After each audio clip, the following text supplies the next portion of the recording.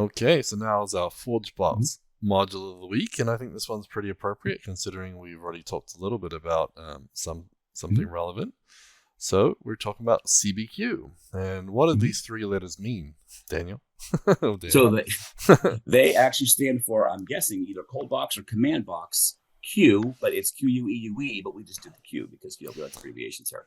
Basically, it's a protocol-based queuing system for ColdBox. A queue connection defines how to connect to a backend service. It's like Redis, RabbitMQ, or a database or something. And it's the idea that you can actually route where these messages go, whether it be the database, whether it be the Redis, or whatever. Yep, so then we have a queue. So the queue is a named stack of jobs or messages to be delivered.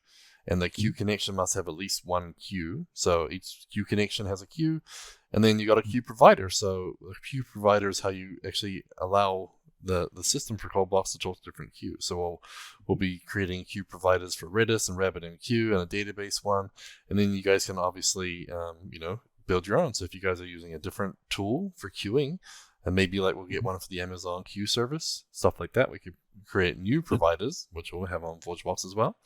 And the cool thing is that you'll be able to, hook up and then use them queues in ColdBox and don't have to worry about how to implement each one. The provider takes care of that. We have an abstraction laying on top of it, so you code for one and it works for all of them. So locally you could use the database, and staging you could use Redis, and then in production you could use RabbitMQ, and it wouldn't matter. So pretty cool. So yeah, I'm going to share my screen real quick because I think like I said, it's really cool. And if you got the ITB videos, if you're a paid ticket holder for ITB, you can get it already. Otherwise, the CBQ talk at Into the Box will be on in December. You better see that. But you can just define some jobs. And then again, we've got a few providers already. So a sync provider, which means basically happens right away. Then the ColdBox async provider, database provider. And then, like I said, we're talking about doing a mock one, a RabbitMQ one, a Redis one, a Couchbase one. And then there's a roadmap here if you want to find out some more. So a lot of cool stuff. I'm really excited. And again, really simple settings to start with. So I know a lot of people are really interested in this. And to be honest, we announced that we were building it and that it was in development. And we had a few clients like knocking on the door every 2 days, like, where is it? I need to use it. Where is it? And so, they're actually using it already.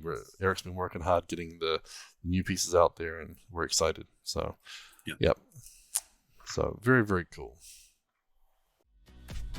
That was our ForgeBox module of the week, brought to you by Modernize or Die podcast, CFML News Edition, proudly sponsored by Order Solutions. You can see the new episodes every week on cfmlnews.modernizeordie.io or on the Order Solutions YouTube channel.